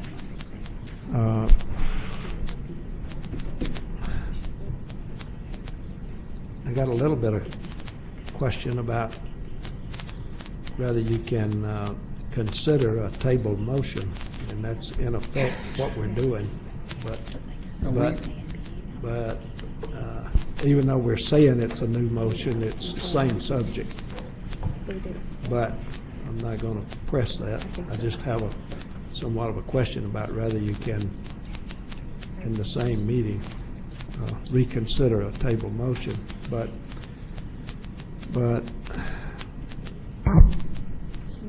reluctantly, I intend to support this motion because I think we need to. I think it's still a very difficult situation for local school systems because costs continue to go up. We're not addressing or recognizing the increased cost that's going to be coming for retirement. But local school systems are not going to have any choice but to address it. They're already strapped for funding, and we just continue to add to their local cost. And I don't see us really recognizing the situation they're in with this recommended formula. But I do think we have an obligation to do something, to submit something to the legislature. So Dr. Beebe, then you, Ms. Orange-Jones. I'm sorry. think that we need to do something, so I'm going to reluctantly vote for it. Well, I would have to somewhat agree with Mr. Lee. Is this allowed because this is policy in the MFP? It's not policy, it is a formula. In other words, what the formula language says is the base per pupil cost shall be $38.55 plus 2.75% times the number of years since either since last year or since the most recent time it was passed. Just a formula. It's a numeric formula. Okay, and I will also add that as educators you would have failed because you know, we all come with different learner styles, and you've come back with a proposal that I don't have in writing. Now, I'm not auditory, I'm a combination, and so you know, visual and auditory, but will say to you that I am not going to support anything that is less than recommended by different groups. The level 1 funding is to be set at $4,070 per pupil, which is a 2.75 increase in the effective level 1 per pupil funding for 2013-14. And also that we should not fund the state allocated or authorized schools. They should be funded solely by the state. And then to make technical changes to the proposed supplemental course allocation and clarify that it was intended to supplant the unconstitutional course choice program created by Act 2 of 2012, and to insert language that will provide that in the event the 2014-15 MFP remains operative in a future year in which the legislature fails to adopt a new MFP, the level 1 funding for that subsequent year shall be increased by 2.75% per pupil. So again, I'm not going to support any motion that does not address what I just referenced. Thank you. Ms. Orange-Jones? I just want to disagree with Mr. Lee. I do, in fact, think that this that the motion put forth does address both the inflation costs in future years for schools, which is very important and critical, and also addresses what I thought was a very important point from our earlier discussion, which is really working with the legislature to really address the 2014-2015 potential additional funding that might be available, but tying that to something that is also equally important, which is, of course, continuing to move forward on accountability. So I will absolutely be supporting this motion. And one more comment, and then Superintendent White, I would ask for you to clarify the accountability component that was referenced, because accountability is policy. Well, a resolution may have policy in it. In other words, you're just making a motion. The motion is a policy. It has policy in it. But your motion carries within it, all you're saying is that you will approve, the recommendation is to approve a formula. Those are two different things. The policy language is in the motion. The formula is a numeric formula. And I also want to add that you've referenced a dollar amount, the 2.75% increase. You alluded to 200 plus million or what have you, but to me that would equate to approximately 70 million. So where did you get the additional dollar amount? You mean in what you recommended? Yes. 70 million for 2.75, 15 million for additions such as career education, early college coursework, and special education. That's 55. Sorry, that's 85. Roughly another 40 million, perhaps more, in student growth and funding to account for student growth. So that's the recommendation we made, 125 million. Then you recommended an additional 70 million, so that's 195 million. You recommended the $15 million be funded by the legislature somewhere else, so that's 210 million. And then you recommended the Type 2 charter schools, all of them be funded somewhere else. That's 55. So for a total of $265 million was the price tag on your recommendation. I have a question for Superintendent Ryan. Ms. Hill. In regards to the numbers, as I listened to Mr. Giott, new motion, he said that $3,855 times the 2.75% per year per student. Ms. Beebe just stated that it's $4,070. So how, I guess my question was, how did you guys get the $3,800 compared to the $4,070? $3,855 was the most recent base per pupil, and this proposed formula, this proposed amendment adds 2.75 to it, 2.75% to it. There's a motion and there's a second. Roll call, please. We have the motion read, please. Yes, ma'am. Okay, the motion is by Mr. Guillot, seconded by Ms. Bofi, that the board approve the fiscal year 2014-2015 MFP formula as proposed by the LDE, amending the language to include the following. The state and local base per pupil shall equal $3,855 plus 2.75% times $3,855 times the whole number of school years since 2013-2014, or the most recent year in which a formula was passed by the legislature, whichever is most recent. Noting that the increase in elementary and secondary education base funding for fiscal year 2014-2015 shall not bind local education agencies to specific expenditures, but shall reflect the board's recognition of inflation, mandated cost, increasing retirement obligations, salaries, and the need to upgrade technology to support instruction in the digital age. B, urge and request local education agencies to address the above issues given the increase in funds provided such issues are applicable. C, authorize the LDE to make technical edits and adjustments to the formula as needed. D, authorize the LDE to adjust the estimated cost based on the receipt of the final February 1st, 2014 student count and the final audit adjustment amounts. E, authorize the LDE to submit the formula and simulation of costs to the legislature on or before March 15, 2014. And F, support additional funding being placed in the 2014-2015 MFP if the legislature identifies funding and provided the state maintains accountability and high standards. Mr. Romer. Yes, ma'am. I object to this process.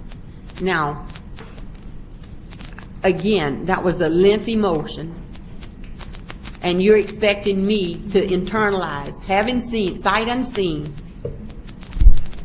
There's only two ideas added. One idea is that we would have an basically an inflationary figure added to the MFP, which actually was the request of many of the superintendents in the audience, that we add that language back.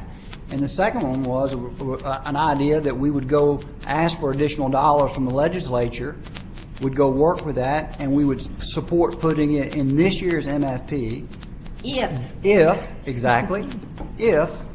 high standards and high accountability is maintained. It's not grossly different than what you saw last week. So we have a motion, we have a second, we'll start the roll call. Thank you. Yes, sir. Dr. Beebe? No. Dr. Beebe votes no. Ms. Bofi? Yes. Ms. Bofi votes yes. Ms. Bradford? Yes. Ms. Bradford votes yes. Mr. Garvey? Yes. Mr. Garvey votes yes. Mr. Guillot? Yes. Mr. Guillot votes yes. Ms. Hill? No. Ms. Hill votes no. Mr. Lee? Yes. Mr. Lee votes yes. Dr. Moranti is absent. Ms. Orange-Jones? Yes. Ms. Orange-Jones votes yes. Ms. Smith is absent. Mr. Roman, do you wish to vote? Yes. I'll vote yes. 1, 2, 3, 4, 5, 6, 7. The motion passes. That concludes our business. I'll move we now adjourn. Thank you. Mr. Superintendent, Mr. President. I'm sorry. I just want to make one Bradford. comment, Yes. and I really would like to be on the record that we support our leadership really being active in pursuing these dollars. There is no doubt that our systems are struggling. We can't manufacture the money, but I think that we are obligated to work hard, and I would encourage any BESE member who has to call their legislatures to talk about finding some money for public education.